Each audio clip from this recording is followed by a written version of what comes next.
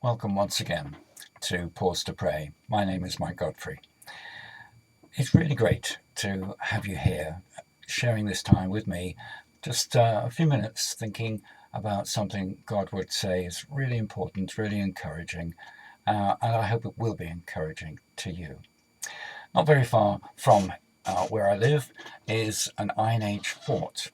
It's on an escarpment of the Cotswold Hills and has an absolutely superb view over the Vale of Gloucester. It's a superb location for defence, and in the past must have been really, really important for the people who live there, for the communities around, that they could run within the safety of those walls when an enemy attacked. And we're surrounded, aren't we, throughout history with evidence of this. All the forts, the castles, the moats, the walls, the keeps, the protected buildings. There is so much evidence around of the way that we have tried to build safe places. And today, I suppose we would add to that, wouldn't we? Things like refugee camps or asylum seekers shelters or hostels for those who've suffered violent abuse, or maybe places for single parent families who are trying to escape the turmoil in their lives. So many different places that we look to for safety. And this past year has been a really tumultuous one for so many of us. Because of the COVID-19 pandemic, our life has been so different.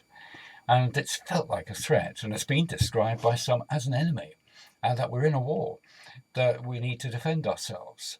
And it has been an enemy that has robbed us of life. It has, loved ones have died. People have been terribly ill. There have been people who have lost so much. There have been job losses. There have been so many changes in our lives that have threatened our sense of security and of safety. So the thought I'm wanting us to share and think about today is, where is our place of safety? Where is our place of safety? I guess for some, it's their home. They literally, walk in through the front door, shut that door, and the world is behind them. The stresses, the strains, the noise, the demands, that's out there. In here is my place of safety. In here is where I can feel calm and tranquil and at peace.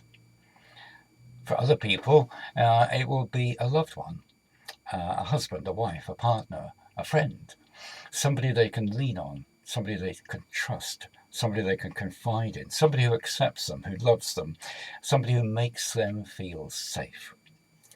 And we could extend that to the family, couldn't we? And sort of think about the way that our families could be a sense of, belonging and acceptance, and a place where we can be in the heart of the family. And we can think too about other things like wealth. The way that some people put their sense of security, of safety, in being able to buy their way out of difficulties, having enough money to be able to get what they need to feel fully alive, fully safe. And a common tool in therapy is that idea of creating in your mind a safe place. So when you feel threatened, when you feel fearful, when you feel anxious, when you feel confused, to be able to imagine that beautiful place, that tranquil place, that place where you most felt at peace and at rest, that place of safety. And people have found that that's really helped them. That at that moment of anxiety, they've thought of their safe place, and it's reduced down the level of anxiety. And all of these ways of achieving a sense of safety are good, aren't they? They're understandable. But the pandemic and life itself has so often shown us that these things can be lost. The loved one we lean on dies. The family that we're trusting in is broken apart. The home that we treasured is lost because of eviction or because of debt, because we can no longer pay the mortgage. We know that there has been so many losses in life in so many different ways, and our sense of security and of safety has been threatened, has been turned upside down, has caused deep anxiety within a lot of people. So this is where I have to say that I'm really, really grateful for knowing in all the times when I've been in those places of anxiety, those places of threat, those places of fear, those places of uncertainty, of confusion, of feeling that life is a dangerous and awful place. So grateful to have discovered as a Christian this wonderful God that I want to point you to again. In Psalm 62, verses 5 to 8, we read these words: "Find rest, O my soul, in God alone. My hope comes from him. He alone is my rock and my salvation. He is my fortress. I shall not be shaken. My salvation and my honor depend on God. He is my mighty rock, my refuge. Trust in him at all times, O people. Pour out your hearts to him, for God is our refuge." And I wanted to say that that is so true. That's been my experience, and I know the experience of so many others. And that's written back in the Psalms so many centuries ago, and has been, as I say, something that so many would want to say, yes, yes, it's true.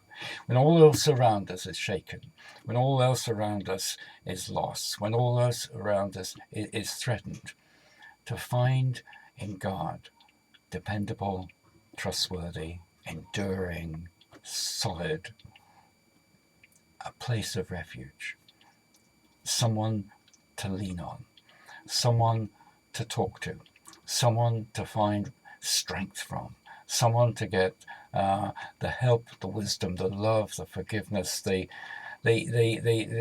life enhancing, just blessing from God to enable us to get through. We need that. And I love the images. The images here in the Psalms are of rock, that strong, dependable thing. My feet firmly placed upon rock when all around me is shifting sands.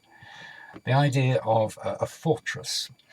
We think of the mighty castles in this country, huge, solidly built, and in their day, impregnable places of safety. We think of a refuge, and that can come in so many different places, so many different kinds, like the asylum seekers refuge, or the hostel that we live, or maybe a spiritual retreat center, a refuge, or maybe it's your beach hut or the hut at the bottom of your garden, a refuge, a place, but that place inhabited by God, that place filled by his presence, that place surrounded by his overarching, like an umbrella.